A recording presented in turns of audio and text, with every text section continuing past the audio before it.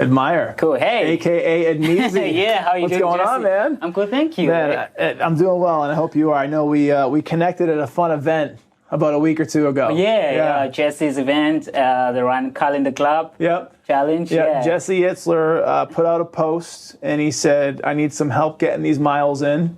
And on a whim, 50 people showed up on a Thursday morning. That was so crazy. To go run for 10 miles and change. And he gave me a little crap. He said it was 10.2. 10.2. He needed like every mile. And then I guess the next day there was like 100 people that went out on a Friday. Yeah, did you go the second day? Oh yeah, I went for both days. So on the first day I went, that's when I met you, and we ran. And after the run, man, we were just standing there and just hanging out with people.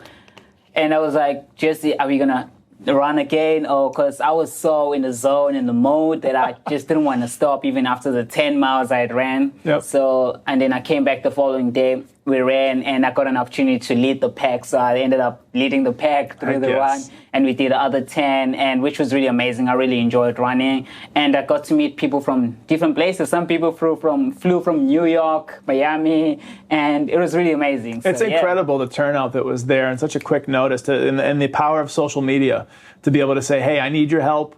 This is what's going on. I'm working towards this goal. And all of a sudden, 50 people on a Thursday, 100 people on a Friday.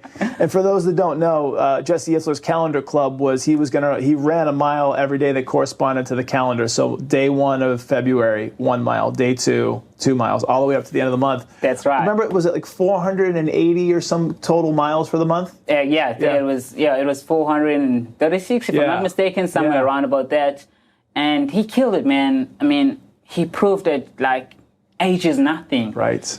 Age is nothing. He's like 51, and he's killing all those miles. He's completed the 100-mile race. Yep. You choose to limit yourself. I mean, what can stop you, Only yourself. So he's proven, you are the limits to yourself. Yep. And I was really inspired by Jesse. I think most of my running has also been inspired by Jesse since I started, running. Now I started running a lot, and I've found healing in running. I've found peace in running, and running is good for the soul. And there's you could do a lot of things on running. You could do nothing on running. And sometimes some of my best business ideas come from when I'm running or training. And sometimes I'm meditating and just kind of just being part of nature, and no music, no nothing, just being, just listening to the sounds and feeling things and being in the flow state in a sense, like just being a part of that moment. And then there's times where I'm learning, and I might be doing like an audio book or a podcast or something. Yeah. So just depending on the vibe and like what I'm trying to do, or if I'm not trying to do anything. Is that something similar that you do, like for your running? Like, how does your running work into your life? So my running is, if I want to get through a lazy day, if I feel like I'm lazy, the only way I could do it is to run in the morning. Yep. It's just like exercising. So instead of me exercising, I'd rather prefer to take a run, to say, hey, I'm going for a run. I don't know how many miles I'm going to go, but I'm just going to go for it and see. Yep. And as I start, maybe the first 2 minutes, it'll be probably hectic, but and once I get into the mode and I start running, funny enough, in the first 2 minutes or to 5 minutes of the run, I'll be thinking of trying to process things a lot, to say, what's my day going to be like? What am I going to do today? Or what happened yesterday? Or maybe something that I'm thinking about, trying to process. But 5 minutes into the run, I kind of forget everything, and I just go blank in my mind, and I just start listening to the sounds, the tree, the wind, your body, my body, and stuff like that. And I just get into the mode, in the zone, and I just run past, and I just keep running, and I keep rolling. And by the time I'm done, I feel energized. I feel fulfilled. There's this thing that I have in me, and energy, and that when I get in the house, I just take a shower, and it's the start of my day. Like, I'm like, hey guys, so what's next? What are we doing today? What's happening? And that's, for me, running does that to me, just energizes me. How long have you been running kind of total in terms of time frame? Is it something newer? And then if it's not, how long has it been? And then also, are you doing it multiple days a week? And are you starting to get competitive, in getting into races and all this different stuff? So this is a funny story about running. So at school, I was never an athlete person. Like running, I was really terrible. Then it happened that 3 years ago, I think, there was a conference happening at my church, to a point that on that day, there wasn't any right for me to go to church, because I didn't have a car, and I didn't have finances at the moment. At that day, church was probably a drive would be like 15 to 20 minutes away. Yeah. And on that day, I decided that I cannot miss this conference. I need to be there. I'm going to church. And I just decided to like get on my shoes and I started running. Wow. I ran to church, which took me around about 35 minutes to 40 minutes of running, and I got to church on time before the conference had started. Wow. Were you sweaty? I was sweaty. To be honest. I was sweaty, and I went straight to the bathrooms, and I started like just... Were you wearing the clothes you were going to wear when you got there, or did you bring them with in a back? Like, how did you do that? That's impressive. Because my clothes would be like soaking wet. Like, I sweat a lot. And so I don't really sweat a lot, but on that day I had sweat. I didn't actually bring an extra change of clothes. Yeah. I just went there, to the bathroom, napkins, just got myself cleaned up, and that was it. What were you running in? What kind of clothes were you running in? Like, was it workout clothes, or was it like not really workout jeans clothes? and a t-shirt? I remember I had a jean because I also wanted to look good because I was going to a conference, church conference, so I wanted to look good too. So I just had my clothes that I had on was jeans and just like shoes and a shirt on, and I ran. I didn't care what people said about me, but the goal was just to like get in there. I need to get there. I have to get there before the time starts. That's huge. Most people when they go to an event, like they want to be like super fresh. They want to like, they care about like how their dress is. But like you're more than important than that, because that was important to agree. But like more important was just being there and just showing up. And so what was it, 4 or 5 miles, give or take? Like how far was it from? We could say around about 5 miles. Really? In total, if I had to say that. Running 5 miles to go to a church event, and then all of a sudden you show up, and like, how did the event go? The event went very well. I mean, I got to hear the speakers. I think on that day it was Pastor Chanson Franklin. He was in South Africa. He was preaching there as well. So I got to hear his message and get to know his title of the message was like, while you are young. While you're still young, the things that you should be doing, or the things that you could do while you're still young. Yeah. And it was really amazing. And man, it wasn't a moment wasted, because sometimes I wonder had I just decided to just sit and say, I'm not going, it's fine, I don't have a vehicle, I don't have cab fare, Uber, to get there, and I would have lost. So sometimes we got to do what you have to do, regardless you have it or don't have it. But if you want it and you want to be there, you would definitely make a plan and make sure that you get there. You committed to be. You committed to yourself, basically. Exactly. And so you talk about South Africa, and for those that are listening and watching who may not know, that's where you're from. Yeah, that's where I'm originally from, Johannesburg. Nice. I grew up in Kempton Park. Okay. I grew up in Kempton Park, and I've been in Kempton Park, and I moved to Boksburg, which is still in Johannesburg, like South Africa, and it was amazing. It's an amazing place. I love South Africa. That's home. Yep. You can leave and go to other countries for as long as you want, but home will always be home. It always has a special place in your heart. Yeah, always a special place. So you were talking about growing up in South Africa, humble beginnings, some of the things, the adversity you faced, especially through kind of like the black sheep mentality. Yeah. Talk a little bit about those things. Okay, so my dad was born in a family of 9 kids. He was probably the 7th or 8th kid over there, if I'm not mistaken. My dad was kind of kicked out of the family because he was a different guy with different goals. Okay. And, the family believed in people being lawyers, doctors, the typical family would want my child to be. I want my child to be a lawyer. I want my child to be a farmer, or I want my child to be this. And my dad wasn't that. My dad was a creative person. My dad was a photographer, videographer. He just wanted to explore things and just, explore things around the media, around art. And I think that's where I got the love of media and arts performing from. Sure. Then I was born. My dad met my mom. I don't even know when, but yeah. And then so before me, they had a child, but the child died when I was still a baby. And then there I came in 1995 when I was born, and my mom left me when I was 2 years old. I don't know what happened along the journey, and I had to be raised by a single dad.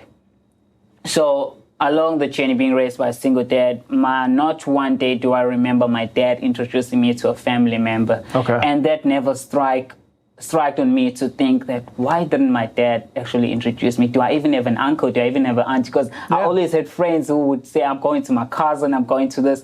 But never one day did I think of just asking my dad to say, hey, do I have a mom? What's happening?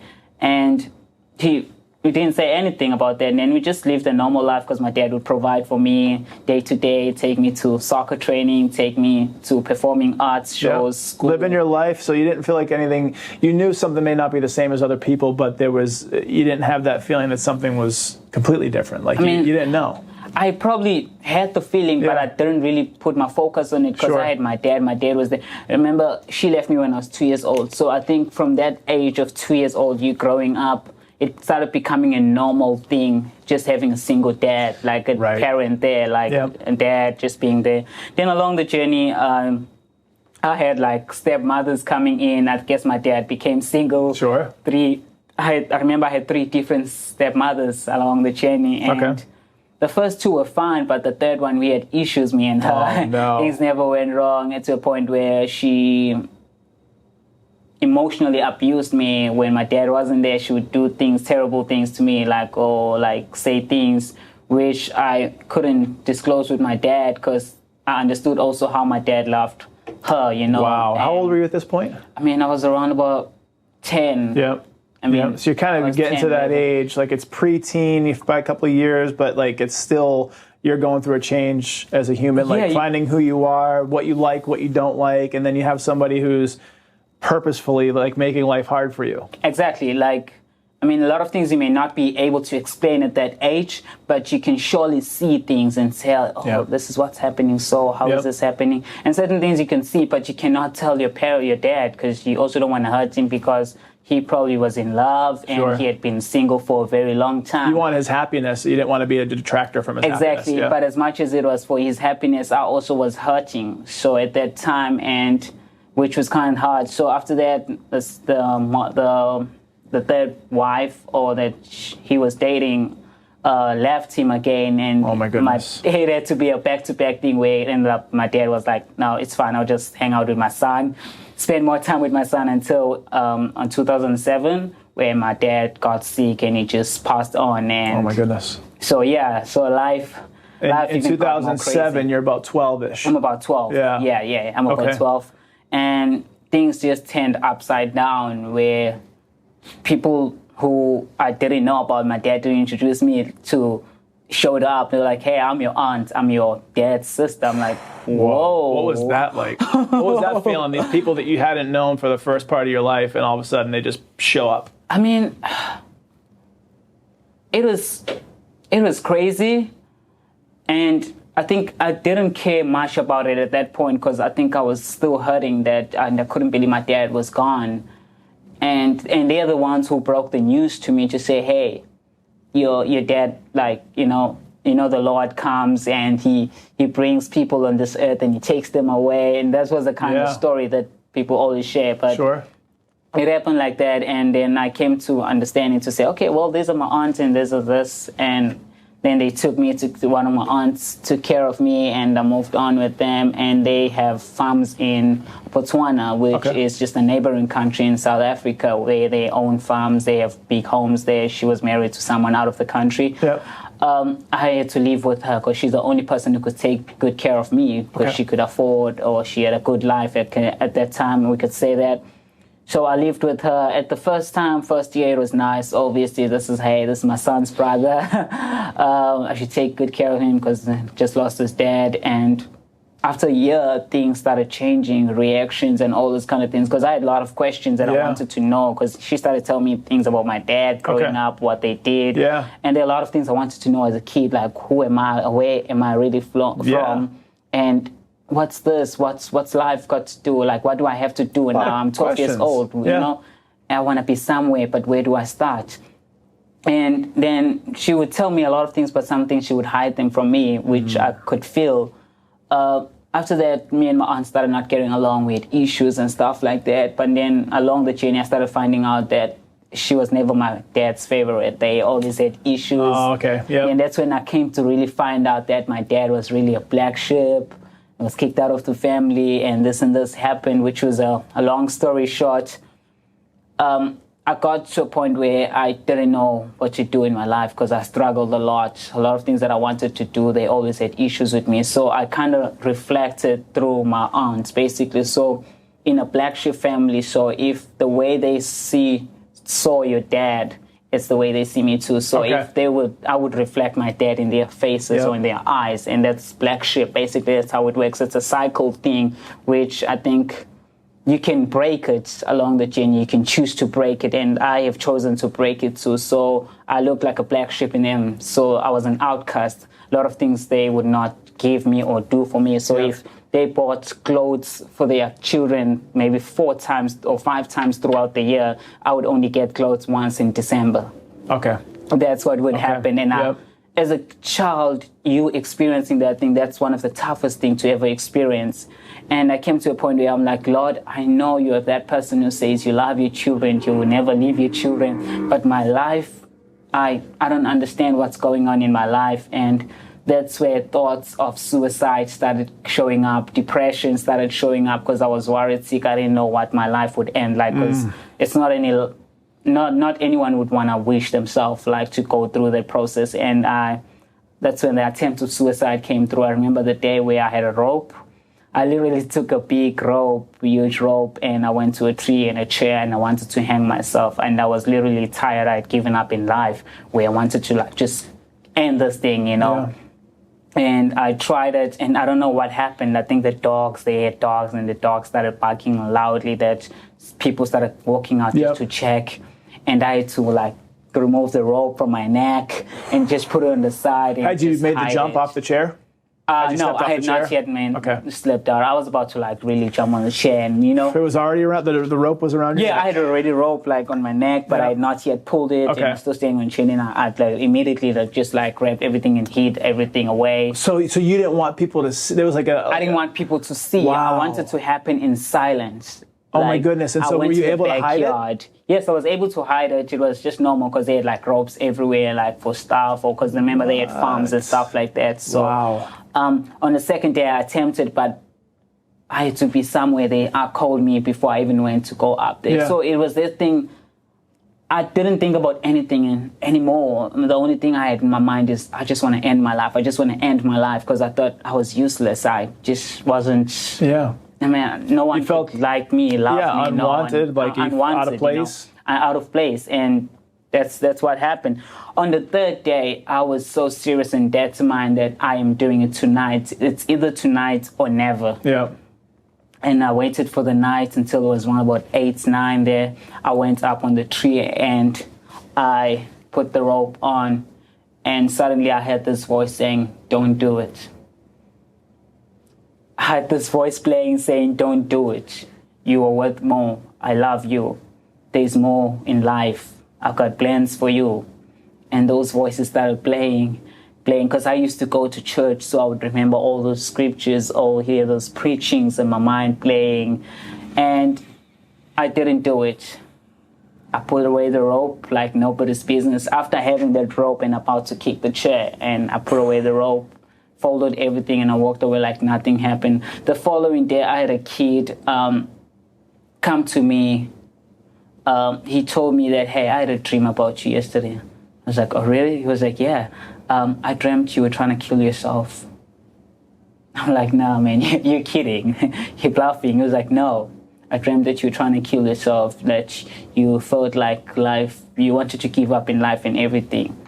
And I'm like, "Well, yeah, that's true." And then he started telling me the story about Job in the Bible, that he lost everything, that he wanted to give up. His wife told him, like, "Why don't you just curse your God and just like die once?" And he didn't, because he knew his God that he served, and that, you know, he would be somewhere in life. And yeah, that's what happened. So I listened to the kid and I was like, okay, cool. God, I went and prayed and I was like, "God, if this is really you and I want to be somewhere in life, like, please save me. I don't want this life. Show me, give me a sign that I'm not here by mistake. I'm here for a reason." Because my aunt told me that I was born by mistake. I was born by mistake. I'm never going to be on to nothing. I'm just going to be nothing in this life. I'm never going to succeed. I'm going to take drugs. I'm going to sleep under the bridges. I'm just a useless kid. that's what I was told, because I was not good in the things that they wanted me to do or good. And so it goes back to my father. My father wasn't liked because he didn't do certain things that they wanted, or because he was just a different person and did different ambitions and goals. Yep. So I was like that. So the same thing came to me, and until it came to a point where I need to leave this. I can't stay with this. So I had to run away from them. I had to run away from my aunt. There was the moment I was like, I don't care what happens, but I'm running away. I need to start a new life, whatever life has for me. And then I ran away, I walked away, and then I went to start a new life. It wasn't easy. I met new people, friends who gave me a place to stay. And let me ask you a question real quick, because this is, you asked God for a sign. And in my mind, I'm like, you got a hell of a sign for the day before, the little kid or the kid that came up to you and said, I dreamt of you and you're supposed to be here.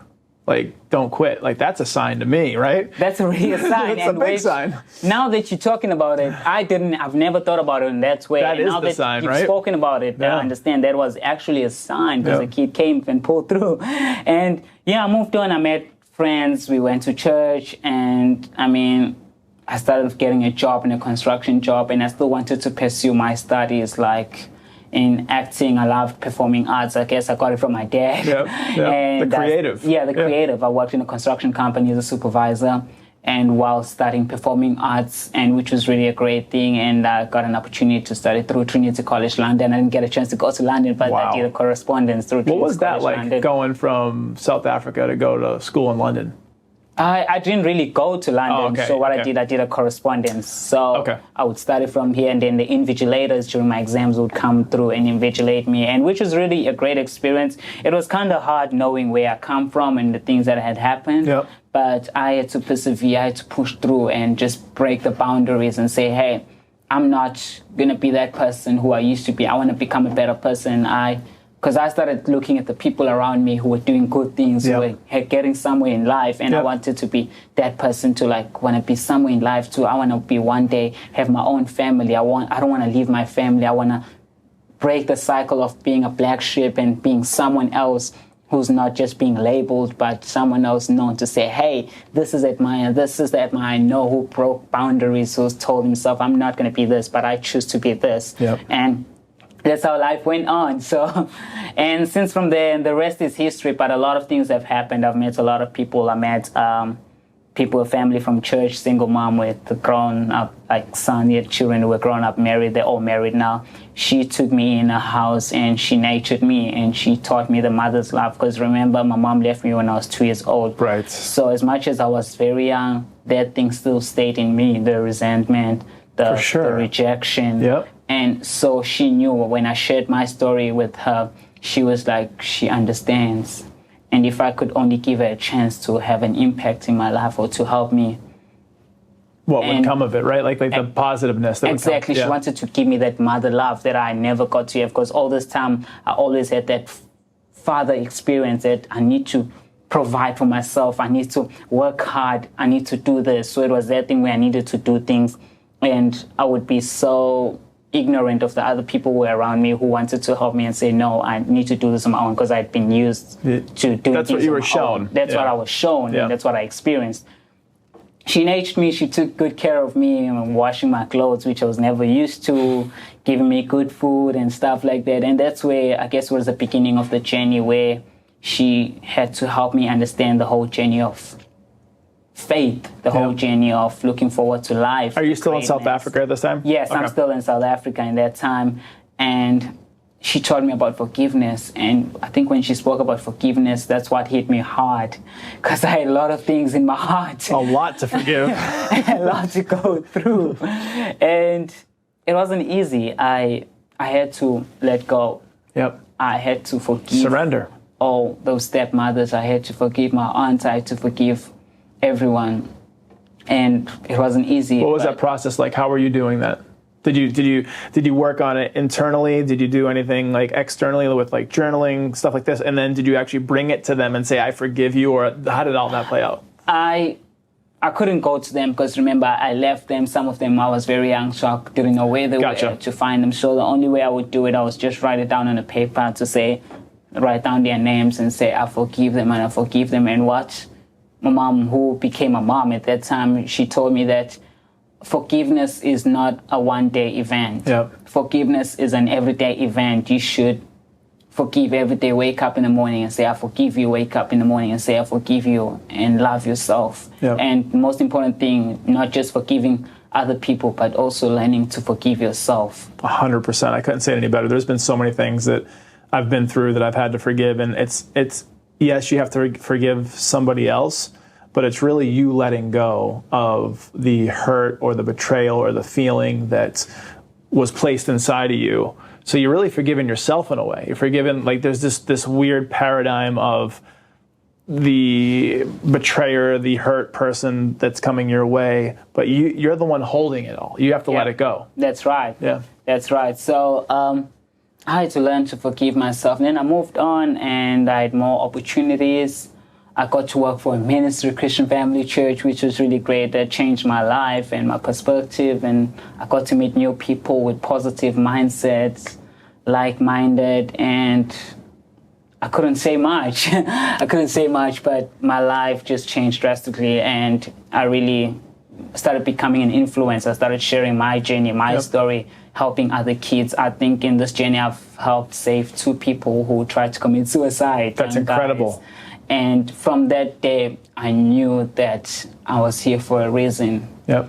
Through your pain and your strife, you saw why you were here, and that blessing and that sign from God that was, maybe not known of the person saying, I thought of you, don't do this, there's more for you, kind of thing. That voice that you heard in your head, all these things came together for a reason. Exactly. And you say that you were able to help 2 people step away from suicide.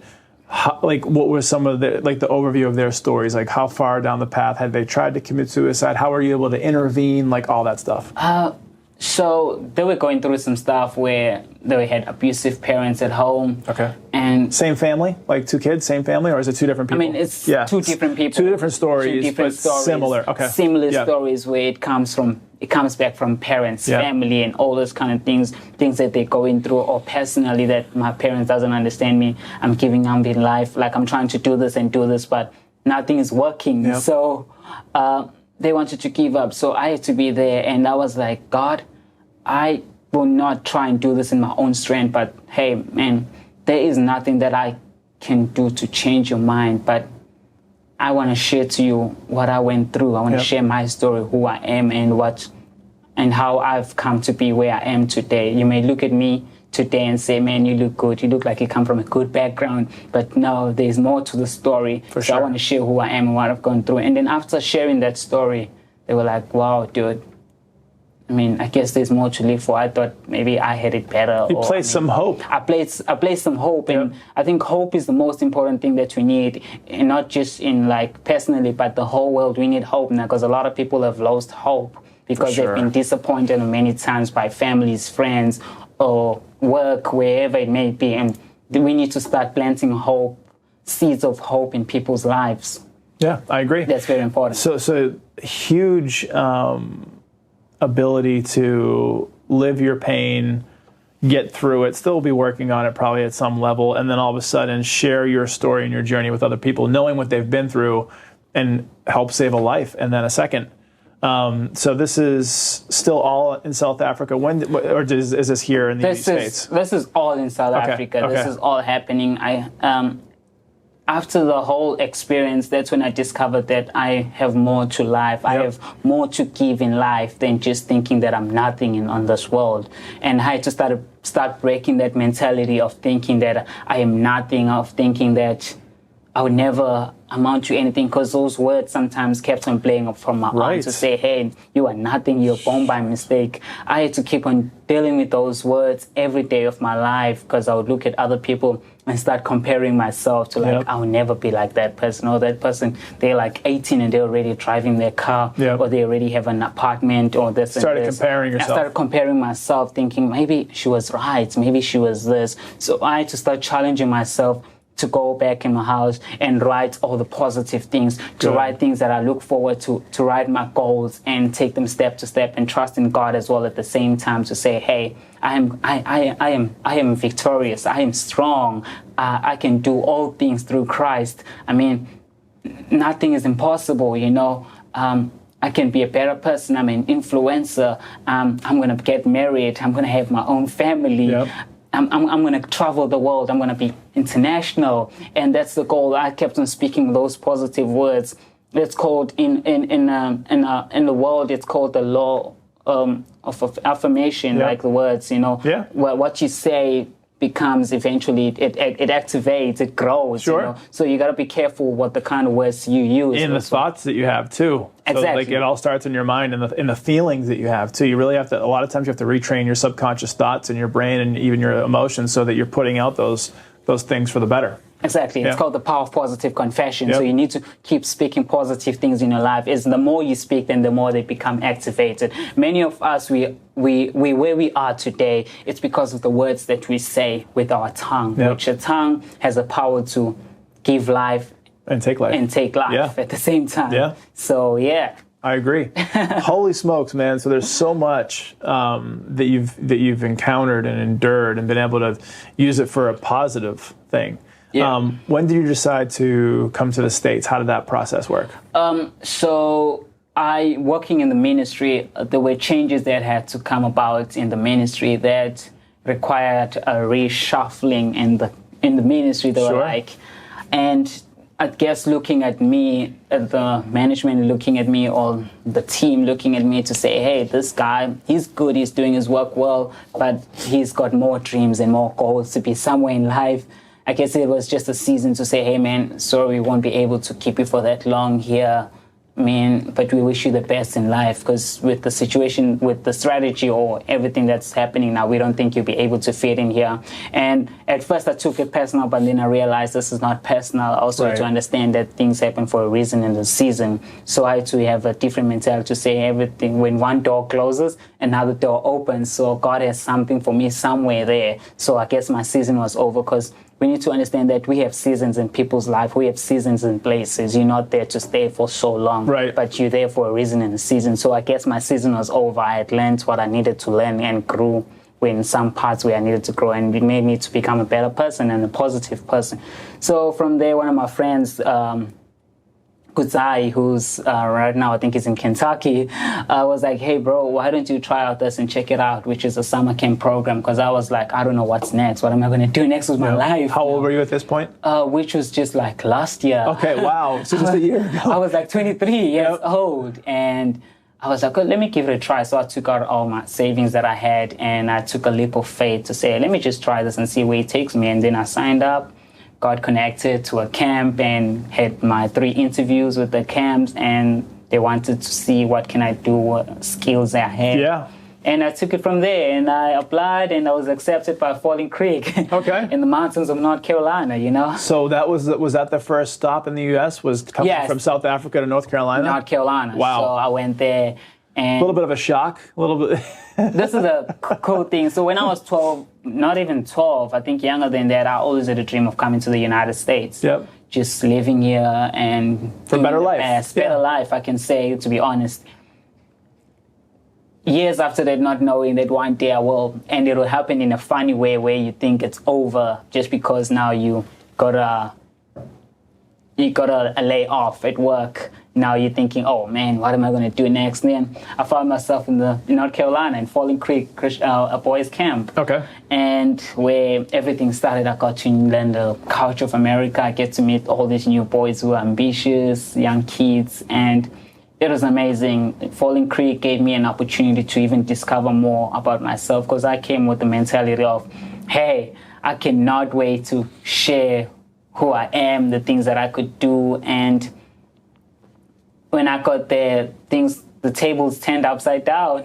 The boys ended up teaching me things that I thought I knew better, and which was amazing. And I got peer group or people that were younger than you. How was this? It was peer group and people that were younger than me. So I had like co-counselors, and I had campers as well. So you were a counselor? Yeah, I was a counselor. And then you had other counselors that are around the same age, but then you have campers that are how old? Campers, I had different age groups. I think when I started, I had like the 7 to 8 year olds. Yeah. Then I shifted like to 9 year olds. Then I went down to Cherokee, which were like the lower guys. Like they were like on their 7 years, I guess, also. Okay. And they were really amazing boys. They had so much goals and so much dreams. And just looking at them, and looking at myself, I was like, wow, God, thank you. I'm so grateful. Now that I look where I came from and where I am today, I'm glad that I may not be where I want to be at the moment, but I'm not where I used to be. Right. You're on a path. Yes. Yeah. And I think that a lot of times we kind of miss the whole thing, the whole process, because a lot of times we focus on where we want to go and our goals, that we lose focus of what's happening in our surrounding. Because what's happening at the process is it's kind of like shaping you and making you a better person and getting you prepared for what you are expecting. The journey is the preparation, journey, basically. And for you to be able to hit a goal, and like you lose a lot of joy if you feel that the only thing that's going to make you happy is achieving that goal versus the path. And the path is the joy. The path, the journey, the ups, the downs, the ins and outs, left, the rights. Those are the things that you should, to use your name, admire. Those are the things that you should really hold on to, because if you wait to enjoy those things or wait to learn, if you get to the goal, you've A, wasted time, but B, the goal may not even be what you think it is once you get there, and then you're like depressed. You're like, what's going on? You see, so yeah, that's right. So I mean, Falling Creek gave me a new vision, new perspective to teaching the boys about integrity, self-love, serving, caring for one another. Because now, as I said again, we live in a world that's becoming more ignorant and stuff like that. Sure. So we had to teach the boys. In a sense. I think, sorry, go ahead. You had to teach the boys. Yeah. To teach the boys how to care for one another, how to serve, how when you see a paper down there on the floor, you should pick it up, not wait for someone else to come pick it up. You can do it as well. If I can do it, then you can do it. To teach the boys that, hey, man, you can do it. Like, I mean, it seems so high, but I'm here for you. I'm here to cheer you on. You can do this, man. You're not alone. We are together. We are family. We are community. And that's what Falling Creek is all about. And Falling Creek made me feel a belonging. That's awesome. You're not alone. And you have been looking for that your whole life. I was looking at that for my whole life. And I found it in Falling Creek as well, in belonging. And that's huge. I don't know what to say. So yeah. So the flip side to that is, because I know that there definitely is an ignorance for sure on a lot of things, and there's even with social media, a lot of times relationships aren't being developed because they're so short-sighted. It's like someone who texts someone or DMs someone. Like, it's not like back in the day where people would have to go to someone's house and have coffee with them or lunch with them to kind of like get to know them. So there's that side of it, but there's also this other side that I'm really becoming aware of, and there's an awakening of consciousness, and it's happening at a global level. And there's people that are being brought to this, and there's great books out there like A New Earth. Eckhart Tolle talks about your awakening with consciousness and understanding how things work in your life, like ego or your pain body, which has been put into you through different traumas in your life, and how the pain body has you operate through your ego and all these different things with consciousness. And I think that there's two sides to it. I think there is an ignorance, but there's also an awakening that's happening too with a lot of people. So it's interesting to see how those two things are playing out. Yep. Yeah. That's really interesting. So I'm so grateful to be who I am today in life, and the things that I've went through, they've made me become the person that I am today. Yep. Becoming a better person, being able to smile, the way I smile, that today, even when I get platforms to like share my journey in schools, when I stand there, I don't share my story in sorrow, but I share my story in joy. Yep. So having this experience of being able to give back basically through the path that you went, like people that had issues they've had to overcome and these things to work on, you've done these things, and now you can show other people, basically be a mentor, motivate them, lead them, influence them. There's something that's been building in you for a while, and you're going to start to work on this pretty soon. It's a book that you have in mind. There's a book that I have in mind. I want to share my story, the side of a black sheep, being a black sheep, what it means. And I'm thinking of making the title of the book From a Black Sheep to a Blessing. That's huge. Yeah, it's from black sheep to a blessing. So it's a project that I'm working on, and which I look forward to getting to share with the whole world what it is, coming from a black sheep family and choosing to move on and not being labeled a black sheep concept, but to becoming a blessing that to a person that people look at and think this person is not worth it, this person's unworthy, or this person is this, to becoming a person, hey, I see you, you're the light, this person is bringing hope in the world, so I want to be a motivation to a lot of young kids' lives, or a lot of people's lives. That's the goal, that's the heart behind it, basically. There's a lot of people in the world. Most people have a need for acceptance, and most people want to share their gifts with the world. And so I think that book's going to speak to a lot of people, because most people just want to be a part of some sort of tribe. They want to be a part of something where they can feel like it's home, where they can feel like it's a family or an extension of that. And I think most people have felt like a black sheep in their life at some point, some level. That's right. A lot of infrastructures are built to make things harder. Like sometimes school, it's hard to be in a social situation and not know anybody, or like if you're in business networking events and having to get out there and put yourself out there and like meet people. And like you did, you were so bought into it was kind of a networking event where you ran for 5 miles to a church event to try to go hear speakers and like talk to people. Yeah. Like so there's this definite need to be a part of something greater than yourself, but there's also a need to feel accepted and wanted in those groups. So I think there's something there. What else are you working on these days, and what are you focusing on for the rest of 2020? The rest of 2020, I'm trying to build myself and educate myself more, engage, read more books, meet new people, network, and at the end of the day, also building my profile and having to impact more kids out there, to reach out to more families, more kids. I mean, that's more or less of what I could say. And I know that 2020 has great things upon it, because it's a new decade. So it's a new chapter. So I'm writing a new chapter, and I'm just so excited to see what unfolds in 2020. So yeah. That's awesome, man. If people are looking to find out more about you and connect with you, social media, if you want to share that. On social media, Admire195, and Facebook, Admire Pagati. What's 195? Is that stand for anything, or is it just a 1995? Number? Okay. It just comes up from 1995. Sure. So it's just 195, 1995. And so, that's where you can catch me. And I know that I have a few places I'll be speaking, and just the coming few days that I'll get to share my story in platforms, which is really, I'm looking forward to it. We'll be sure to put those in the show notes for you, and anything that you have coming up and people that can connect with you. We'll be glad to help you out there. You're doing amazing things. You are a motivational mentor. You are an influencer. You're doing big things at such a young age, and I'm excited to see what the rest of your trail has for you. He's the amazing and powerful Admire Admeezy. I'm Jesse T. Be sure to catch us on the next week's episode of The Jesse T Show.